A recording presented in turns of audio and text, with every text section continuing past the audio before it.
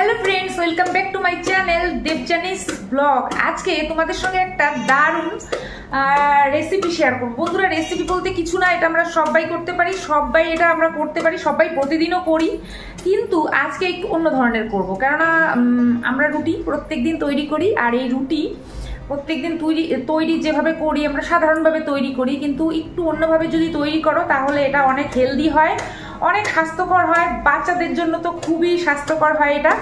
আর এইভাবে যদি রুটি তৈরি করো তাহলে রুটি খুব সফট থাকবে, 2 দিন 3 দিনও যদি এই রুটি রেখে দাও তাহলেও সফট থাকবে রুটি। তো এইভাবে রুটি তৈরি করে দেখো, আমি আজকে যেভাবে রুটি তৈরি করছি, আর এটা হচ্ছে হেলদি রুটি বা স্বাস্থ্যকর রুটি বলতে পারো। এটা যদি তোমরা বাচ্চাদেরকে দাও তাহলে বাচ্চারা কিন্তু অনায়াসে খেয়ে নেবে, প্লাস বাচ্চারা কিন্তু এই রুটি থেকে পুষ্টি পাবে। তো বন্ধুরা চলো, আজকে একটা খুব সাধারণ রেসিপি, কিন্তু এটা অসাধারণভাবে আমি তৈরি করব। শুধুমাত্র রুটির আটার মধ্যে দুটো জিনিস মিশিয়ে তোমরা এই রুটিটা তৈরি করো, তাহলে দেখবে তোমাদের রুটি খুব স্বাস্থ্যকর হয়ে যাচ্ছে। তো চলো।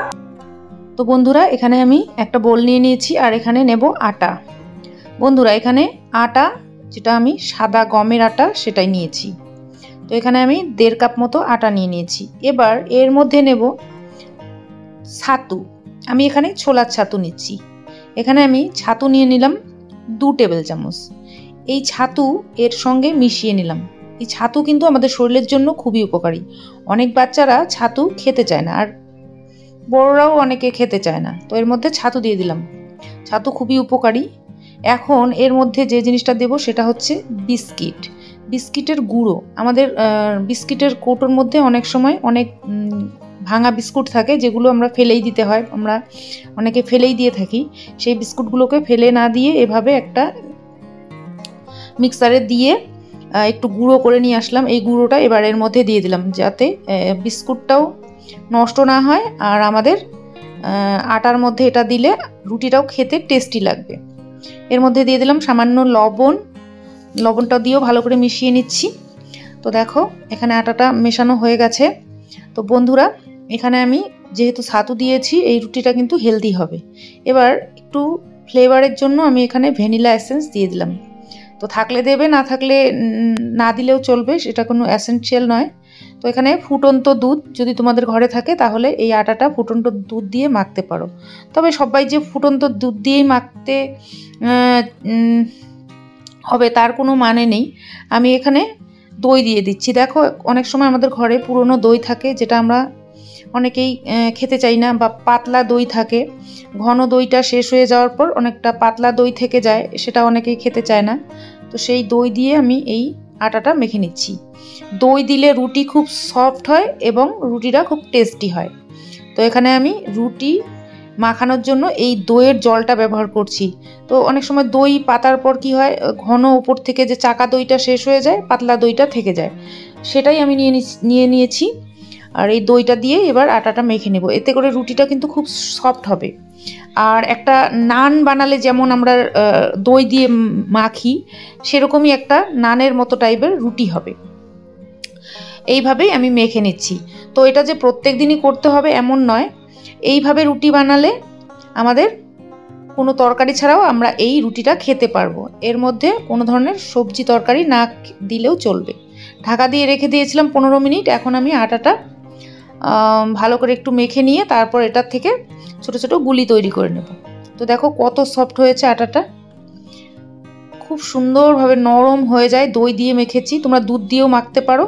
আর যদি দই দুধ কোনো কিছুই ঘরে না থাকে তাহলে তোমরা একটা কাজ করবে, গরম জল দিয়ে আটাটাকে মেখে নেবে, তাহলেই দেখবে খুব টেস্টি হবে।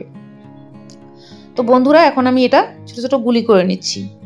তো এখানে যেহেতু ছোলা ছাতু, দই, বিস্কিট এসব দেওয়া হয়েছে, সেই জন্য রুটিটা কিন্তু খুব টেস্টি হবে খেতে। আর যেহেতু ভ্যানিলা এসেন্স দিয়েছি, একটা সুন্দর ফ্লেভারও আসবে। তো দেখো আমি ছোট ছোট করে আটা থেকে লেচি কেটে নিচ্ছি।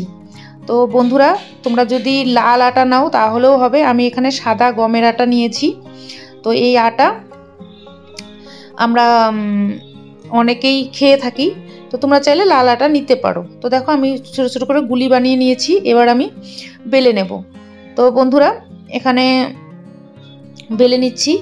তো আমাদের অনেক সময় কি হয়, তাড়াহুড়োতে হয়তো সবজি করা হয় না, বা অনেক সময় ঘরে সবজি থাকে না, সেক্ষেত্রে এই রুটিটা যদি তোমরা মনে করো যে এমনি এমনি খেয়ে নেবে, সেটাও খেতে পারবে, কেননা এই রুটিটা কিন্তু অনেকটা টেস্টি হবে। তো এটা চা, দুধ কোনো কিছু ছাড়াই তোমরা এটা খেতে পারবে।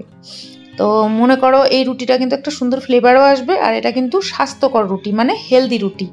তো প্রত্যেক দিন আমরা জল দিয়ে হয়তো আটা গুলি, কিন্তু তাতে কোনো অসুবিধা নেই, কিন্তু মাঝে মধ্যে এইভাবে তোমরা বাচ্চাদেরকে বানিয়ে দিতে পারো। যে বাচ্চারা কোনো প্রোটিন ভিটামিন খেতে চায় না, তাদেরকে এই ছোলার ছাতু দিয়ে রুটি তৈরি করে দেবে, তাহলে দেখবে খুব সুন্দর অনায়াসে এই জিনিসগুলো খেয়ে নেবে। আর এখন আমি এগুলো ভাজবো, তার জন্য একটা তাওয়া বসিয়ে তাওয়াটাকে গরম করে নিয়েছি। এখন আমি রুটিটা ছেঁকে নেব। তো দেখো রুটিটা দিয়ে আমি উল্টে পাল্টে একটু দাগ ধরিয়ে নিয়ে তারপর এটা আমি ভালো করে সেঁকে নেব। তো এই রুটিটা কিন্তু একটু নান টাইপের হবে, খেতে কিন্তু খুবই টেস্টি হবে, আর বাচ্চাদের জন্য এটা হেলদি। আর ঘরে যদি এরকম ভাঙা বিস্কিট থাকে তাহলে অবশ্যই বিস্কিটটা দিয়ে দেবে। আর তোমরা চাইলে ভালো বিস্কিটও দিতে পারো, তবে ভাঙা বিস্কিটগুলো যেহেতু আমাদের ফেলেই দিতে হয়, তো সেক্ষেত্রে তোমরা সেই বিস্কিটটা এর মধ্যে ব্যবহার করে নিলে বিস্কিটটা নষ্ট হবে না, আর খেতেও টেস্টি হবে। তো এখন আমি ছেঁকে নেব। তো দেখো হালকা যখন একটু দাগ ধরবে তখনই কিন্তু এটা ছেঁকে নিতে হবে, বেশি দাগ ধরে গেলে কিন্তু আর ফুলবে না। তো এইভাবে আমি সবগুলো রুটি ভেজে নেব। দেখো কি সুন্দর ফুলছে, আর এই রুটিটা খুব সফট হয়। তো দেখো আমি তোমাদেরকে ছিঁড়ে দেখাচ্ছি কতটা সফট হয় রুটিটা, আর কতটা খেতে টেস্টি হবে, তোমরা বানিয়ে দেখো। তো দেখো আমি হাতে নিয়ে দেখাচ্ছি, একদম নরম তুলতুলে, হাতের তালুতে নিলে একদমই সফট এই রুটিটা হয়, আর খেতে কিন্তু টেস্টি হয়। এক হাত দিয়েই ছেঁড়া যায় এই রুটি।